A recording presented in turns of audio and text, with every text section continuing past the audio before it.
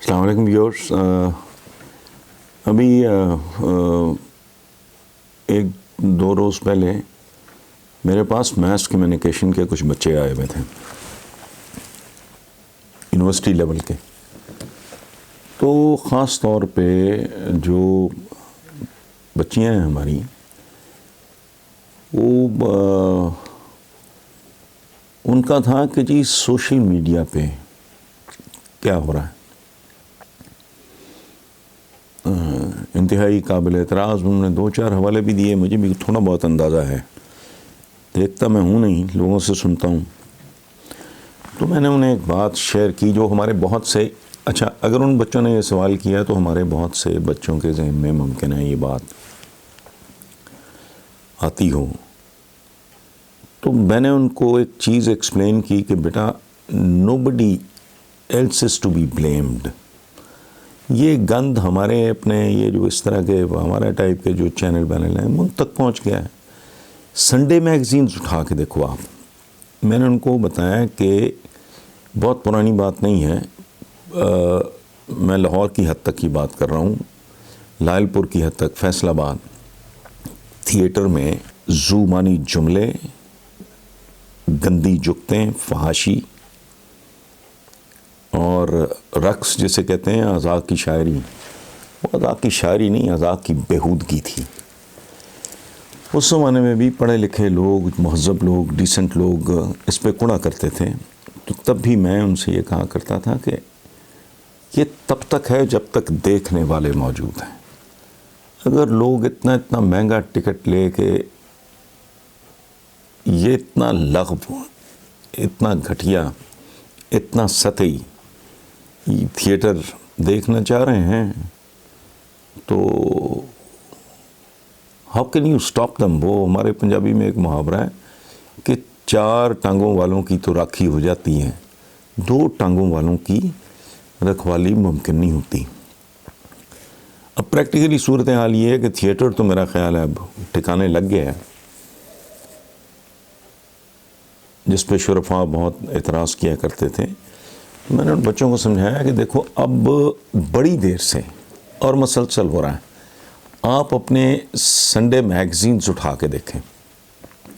یہ جو کالے جادو کے ایکسپرٹس, عامل بابے, بنگالی جادوگر, یہ فلانی خاتون, سفل علم کی کاٹ, تو پتہ نہیں کیا, محبوب آپ کے قدموں پہ, اچھا شوہر آپ کے کنٹرول میں, ویزا آپ کی دہلیز پر, اور پھر کروڑ پتی بنانے کے طریقے بھی, خود چاہے بھوکا مر رہا ہو یا جو بھی اس کا حال ہو. ٹوٹل فیک, ٹوٹل فراڈ, گندگی کے ڈھیر ہیں جی. یہ مطلب شوہر آپ کا وہ بالکل کیا روبوٹ بن جائے گا, سانس آپ کی قابو آ جائے گی, بے روزگاری کا آپ کی خاتمہ ہو جائے گا, ویزے تک دلا رہے ہیں. یہ آپ سنڈے میگزین, یہ موسٹلی جو اخبارات کے ہیں ان کے اینڈ پہ یہ گندگی اور غلاظت کا یہ ڈسٹ بن موجود ہوتا ہے. یہ مجھے اچھا اس دن مجھے یہ بچے بتا رہے تھے کہ یہی سارا کچھ آہستہ آہستہ اب شفٹ ہو رہا ہے ادھر ہی ہمارے یہاں اس کام میں بھی. تو پہلی بات یہ ہے کہ یہ دیکھنے والا اس طرح کی چیزوں کو انکریج کون کرتا ہے. سو دے آر ایکولی, وہ اس جرم میں برابر کے شریک ہیں, وہ پارٹنرز ہیں. جو لوگ ان چیزوں کو, ان کی سرپرستی کرتے ہیں, ان کو انکریج کرتے ہیں, ان کو واچ کرتے ہیں, whatever, so they are equally responsible. اور ایک بات میں اور آپ کو بتاؤں کہ یہ جو ہمارے ہاں ایک ٹپیکل قسم کے کچھ لوگ ہیں جو بہت ہی زیادہ سن فری اور کرائم فری سوسائٹی کی بات کرتے ہیں, یہ بات بیہودہ ہے. جہاں انسان ہوگا وہاں جرم بھی ہوگا, جہاں انسان ہوگا وہاں گناہ بھی ہوگا. کانسیپٹ یہ ہے کہ جرم اور گناہ کو کم سے کم سطح پہ لایا جائے. ادروائز بنی نوع انسان کی تاریخ میں شاید ایک دن بھی ایسا نہیں گزرا جب جہاں انسان تھے وہاں گناہ نہیں تھا یا وہاں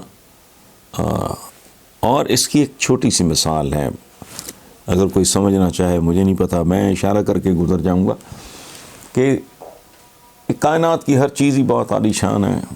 خالق المصور، تو خالق کی تو ہر تخلیق بہت خوبصورت ہے، اور ان خوبصورت ترین تخلیقات میں سے ایک خود انسان ہے، جسے اشرف المخلوقات بھی کہتے ہیں. اس لفظ میں پھر کسی دن بحث کریں گے، بات کریں گے اس میں. انسان کے اندر بھی گندگی کے 2 مراکز ہیں،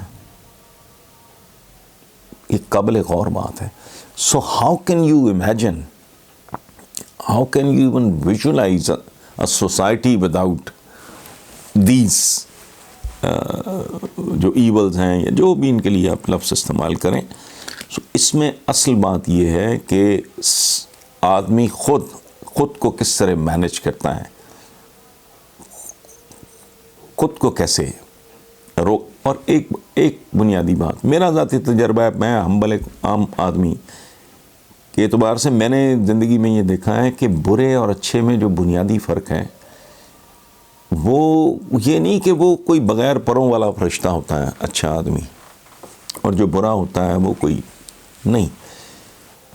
ہوتا یہ ہے کہ بری بات یا برا خیال وہ اچھے آدمی کو بھی آتا ہے.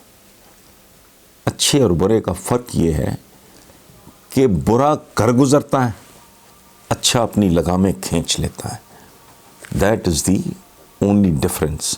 اور یہ فرق پیدا ہوتا ہے انسانوں میں، یہ جیسے ہمارے یہاں کہتے ہیں غیبت اپنے مردہ بھائی کا گوشت کھانے کے مترادف ہے، اس کے باوجود باز نہیں آتے ہیں.